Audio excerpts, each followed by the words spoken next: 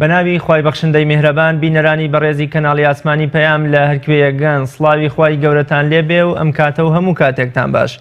خۆشحاڵم لە ئەڵقەیەکی نوێی بەرنامەی باسوخواز بە دیداری ئێوەی بەڕێز و خۆشەویست دەگەمەوە. شوێنەواری نیعمەتەکانی خوددا لە بەهاردا تەوەری ئەمڕۆی بەرنامەی باسوخواز دەبێت. وەرزی بەهار لە جوگرافیای هەرێمی کوردستان وێستگەیەکی جوان و دیارە بۆ ژیانەوەیەکی مەزن و پڕواتە.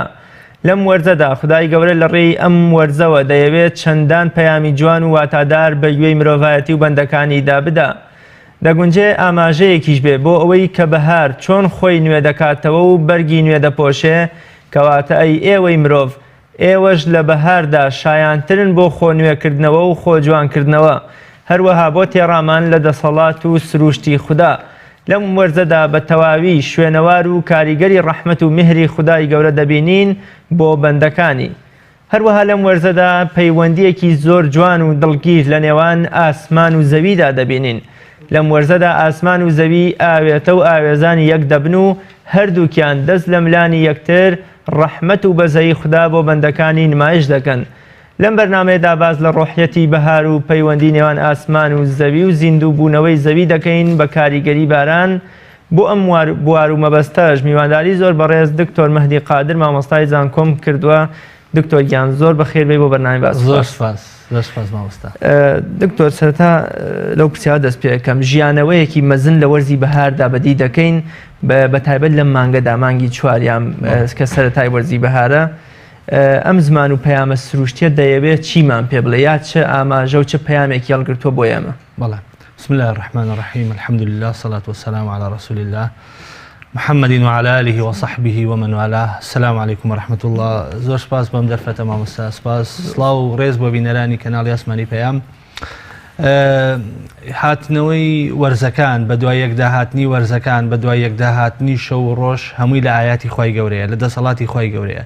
خوای گەورە کاتێک کە باسی شەو و ڕۆژەکە بە دوای یەکای هێنێ، دوای وەرزەکان بە دوای یەکا هێنێ، دوای باسی مانگەکانەکە، بێگومان هەرێکێ لەمانە معنا و دیلالاتی گەورەی خۆی هەیە. وەرزی بەهاریش لە لای چ لە قورئانی پیرۆزە، چ لە فەرمودەکانی پێغەمبەر صلی الله علیه وسلم، چ لە ئەدەبیاتی خەڵکە بە وەرزی ژیانەوە ناسراوە.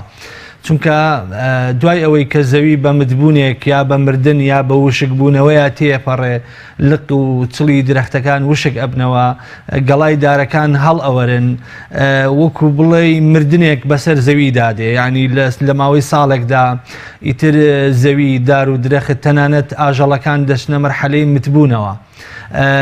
دوای ئەم سارد و سەرما و ڕەهێڵەیە ئیتر وەرزی ژیانەوە دەست پێیەکە، کە ئەم ژیانەوەش بێگومان پەیوەندی هەیە بە گۆڕانکاری کەش و هەواوە کە خوای گەورە بە دوایە دەیهێنێ، کە یەکێکە لە دەسەڵاتەکانی خوای گەورە. خوای گەورە وەرزەکانی دابەش کردووە بەسەر 4 وەرزە.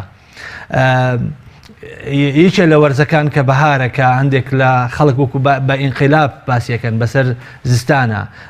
طبعاً شاعیرەکان شعری زۆریان بە باڵای بەهارە وتووە.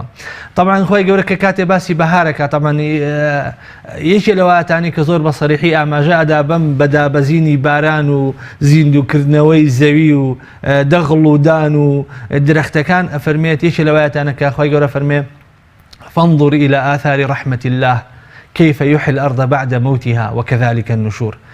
سيري آثار رحمتي خواب كان رحمتي خوا ليردا هەندێک لە معناکانی بە معنی بارانە، چونکە باران بە ڕەحمەت خوای گەورە لە قورئانی پیرۆزە هێناوێتی.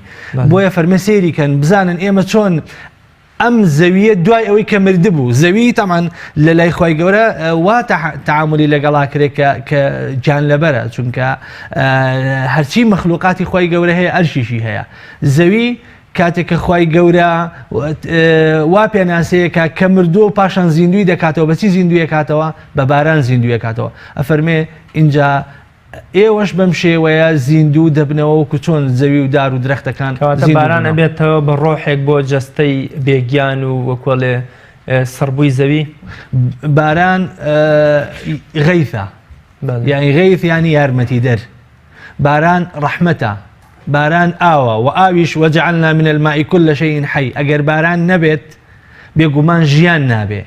خوای گەورە ئەفەرمێ فإن أصبح ماؤكم غورا فمن يأتيكم بماء معين. ئەگەر ئێوە ئەی خەڵکینا ئەی خەڵکی سەرزەوی ئەگەر بارانتان بۆ نەبارێ چێ بارانە بارێنێ؟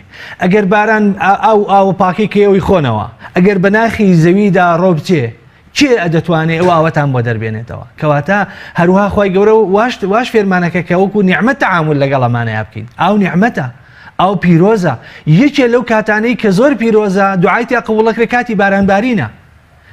بۆیە باران جوندی و سەربازی خوای گەورەن بۆ زیندوکردنەوەی زەوی. بۆی پێغەمبەری خوا عەلەیهی سەڵات وسەلام فەرمێ کاتێک کە بارانە بارێ و دوعای تیا بکەن یەکێکە لە کاتێک مبارەکەکان چونکە ڕەحمەتی خۆی لەگەڵا دێتە خوارەوە. مامۆستا کەواتە بە بارانبارین بە زیندووبوونەوەی سەر لە نوێی زەوی و پۆشینی جلو و بەرگێک یان دیمەنێکی جوانی سۆزبوون خوای گەورە دەیەوێت بە بەندەکانی بە مرۆڤەکان بڵێ کە بەر لەوەی بگەنە قیامەت بەر لەوەی کەوا ڕۆژی زیندووبوونە بە واقعی بە چای خۆتان بینن زیندووبوونەوەی بەهار و سەر لە نوێ سەوزبوونەوەی گوڵ و گیا و دار و درەختەکان نمونەیەکە یان وەکو ئەڵێ نیشانەیەکە بۆ زیندووبوونەوەی دەسەڵات و گەورەی خوا. بێگومان قورئانی پیرۆز کاتێک کە باسی بارانەکە بۆ نمونەیەکی لەوایەتە نەفەرمێ هو الذي أرسل الرياح فتثير سحابا فسقناه إلى بلد ميت فأحيينا به الأرض بعد موتها وكذلك النشور. خوای گەورە کاتێک کە باسی ئەم ئاەتاکە بۆ نمونە فەرمێ ئێمە تەمەن باران چۆنە بارێ عملی بارانبارین کە خوای گەورە باسیەکە بەر لەوەی بچمە سەرایەتەکە دەمەوێت خێرا وەڵامی پرسیارەکەت بدەمەوە. قورئانی پیرۆز کاتێک کە باسی ئەم عملیە ئەکات ئەم تەشبیهە ئەکات لە بینی زیندووبوونەوەی مرۆڤ لە دوا ڕۆژدا لەگەڵ زیندووبوونەوەی زەوی دایانبەستێ بەیەکەوە بالفعل فەرمێ بە هەمان شێوە کەذالکە نوشور بە هەمان شێوە زیندوو دەبنەوە. هەر بە فعلی وەکو پزیشکەکان و طەبیبەکان باسی دەکەن مرۆڤ لە بەهاردا جارێککە زیندوو دەبێتەوە خوێنی دەجوڵێ خوێنی تازە دەبێتەوە.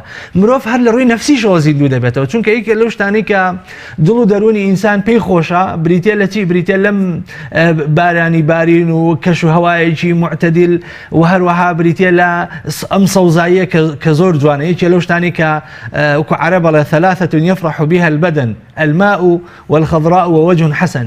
یەکێ لەو شتانی کە دڵی ئینسان پێی خۆشە بێ ئاوە لە هەر شوێنێکە ئاو هەبێ ئاوەدانی هەیە. باشە کوردی ژەر و توێتی بەڵێ ئاوەدانی کەگەر ئاو نەبێ ئاوەدانی نییە. ئێستا زۆربەی وڵاتەکان ئەگەر چونکە بەڕاستی ئاوی ڕاستە ئێمە لەسەر زەویدا ئاوێکی زۆر هەیە ئۆقیانوسی گەورەیە بەس ئەمانە هیچی نەبۆ خواردنەوە ئەبن نەبۆ بۆ کشتتوکاڵ ئەبن. ئاوی پاک زۆر کەمە لەسەر زەویدا کە بەکاردێ بۆ کشتتوکاڵ بۆ ئینسان سوودی لێ ببێنێ. بۆیە ئێستا یەکێ لە ساڵانە لەسەر ئاستی وڵاتان لە نەتەوەیە گرتوەکان وڵاتانی پیشەسازی کۆنگرەی گەورەکەن لەسەر پاراستنی ئاو لەسەر پاراستنی ژینگە چونکە سەرۆتێکی گەورەیە چکە ئاو نەبێ ژیان نییە وەجعلنا من الماء كل شيء حي ئەگەر ئاو نەبێ حیات نییە. باشە بۆیە بڵێ لە نێوان مرۆڤ و زەویشدا پەیوەندی هەیە مامۆستا. یعنی زانایان لێکیان داوەتەوە ئەڵێن 12 یا 14 خاصیت هەیە لە نێوان گڵ و مرۆڤدا چونکە خوای گەورە فەرمێ منها خەلەقناکم ئەفەرمێوەمان لەگەڵ دروست کردووە. 14 خاصیت هەیە لەگەڵدا لەگەڵ ئینساندا هەیە. یەکێ لەو مادانەی کە لە ئینسانی ئۆکسجینە یەکێ لەو مادانەی مەنگەنیزە. یعنی ئەو مادانەی کە لە ئینسانە هەیە چۆن ئاو بەر زەوی دەکەوێت و زیندوو دەکاتەوە بە هەمان شێوە لە قیامەتە پێغەمبەری خوا عەلەیهی سەڵات وسەلام پرسیاری لێکەنە فەرمن یا ڕەسوڵ الله ئینسان چۆن زیندوو دەبێتەوە لە قیامەتە. پێغەمبەر فەرمێ عەلەیهی سەڵات وسەلام ئینسان دەمرێ هەمووی دەڕوا هەمووی دەڕزێ لە ناو خاکدا ئیلا شتێکی دەمێنێتەوە بەقەدەر دەنگێ گەرمە پێوتە عەجەب الذەنب بەس ئەوە دەمێنێتەوە. ئەمە تێکەڵاوی خاک ئەبێ تێکەڵاوی گڵ ئەبێ. باشا هەموو ئینسانە بێتەوە بەخۆڵ چونکە منها خەلەقناکم وفیها نوعیدکم ومنها نخرجکم تارة أخرى. جارێکی خوای گەورە چۆن ئەم گیایە سەری دەرهێنێ تەمەن گیایەکی نەرمی سپی ناسک لە عەرزێکی ڕقیەتە دەرەوە ئەفەرمێ بە هەمان شێوە ئێوە شێنە دەرەوە زیندوتانەکەینەوە. جا پێغەمبەری خوا عەلەیهی سەڵات وسەلام ئەفەرمێ بارانێک ئەبارێ بارانێکی خەستە بارانێکی توندە باشە ئەفەرمێ لەژێر عەرشی خوای گەورە ئەبارێ بەسەر زەوی مەحشەردا. مرۆڤەکان دەنگێ گەنمیان ماوەتەوە هەمومان لەو دەنگە گەنمە زیندوو دەبینەوە و دینە دەرەوە و ئیتر بە زەویدا بڵاو دەبینەوە وەکو چۆن ئەو ڕۆژێکە لە ڕۆژی حەشر و قیامەتیشا هەر ئێمە بە هۆکاری باران خوای گەورە بە باران جارێک بە باران زیندوومانەکاتەوە. مامۆستا بەدەر لە سوود و ڕەحمەتی باران بۆ سەر لە نوێ زیندووکردنەوەی زەوی و ناردنی ڕەحمەت و ڕزق و بەزەی خوا لە ڕێی بارانە بۆ بەندەکان پەیوەندیەکی تر لە نێوان مرۆڤ و بارانە هەیە. سەیرەکەی عاریفەکان، شاعیرەکان، عاشقەکان هەمیشە خۆشی خۆیان، چێژی خۆیان، پیاسەی خۆیان لە بارانە ئەبینەوە. هەستێک حەزەکەن بەبەر بارانە بڕۆن، لەبەر بارانە پیاسە بکەن، لەبەر بارانە شعر و مناجاتی خۆیان بنووسن. حتا هەندێک لە عاریفەکان مناجات و دوعای خۆیان خستۆتە کاتی باران. ئەم پەیوەندیە چییە لە نێوان باران و مرۆڤ دروست بووە کە وەکو ئەڵێ مرۆڤ عاشقی باران بووە. تەنانەت لە سەرەتای پاییزیشدا مرۆڤ زۆر عاشقی بۆنی خۆڵەکە باران تێکەڵ ئەبێ بە زەوی. ڕاستە. پەیوەندی سەرەکی پەیوەندی هەیە بەم بارانەوە کە نوێنەری ئاسمانە. خوای گەورە دەفەرمێ ئەنزەلنە الغەیث، ئێمە دەیبارێنین. یعنی لە لای خودای گەورەوە هاتووە، بە پاکی هاتووە. بۆیە کاتێک کە باران دەبارێت ئینسان جۆرێک لە خاو چۆن زەوی خاوە بێتەوە، نەرمە بێتەوە، دڵی ئینسانیش نەرمە بێتەوە. یعنی ئەو پەیوەندیە پەیوەندیکی لەوانەیە پەیوەندیکی فیزیکی بێ، پەیوەندیکی هەر پەیوەندیەکە بێ لە بینی زەوی و خاکدا، دڵی مرۆڤ و خاکدا کە دڵی خاک نەرمە بێتەوە، ئەخوسێتەوە، بە هەمان شێوە دڵی مرۆڤیش نەرمە بێتەوە، پاک ئەبێتەوە. کە زەوی شۆرایەوە دڵی مرۆڤی شۆرێتەوە، لەگەڵ چکە دایکی یەکەممان زەویە. بۆیە کاتێکە دڵی مرۆڤ پاک ئەبێتەوە، ئیتر دڵی ئەکرێتەوە، چاوی ئەکرێتەوە، ئیتر شیعرە نووسێ، ئیتر لایەنی عیرفانی لەگەڵ خوای گەورەیە بەرزە بێتەوە. بالفعل کاتێک کە باران ئەبارێ ئینسان مرۆڤ هەز بە ئارامیەکە، هەز بە ئاسوودەیی ئەکا. بۆیە خوای گەورە ناوی ناوە ڕەحمەت. جا کاتێکە ڕەحمەتی خوا دێتە سەر زەوی، بێگومان مرۆڤەکان ئارامە بنەوە، بێگومان خواناسی لای ئینسان زیاد ئەکا، بێگومان چاوی ئەکرێتەوە. ئەو کاتە لایەنی ڕۆحی زاڵ ئەبێ بەسەر لایەنی مرۆڤیەکەیدا یا لایەنی ئاژەڵیەکەیدا.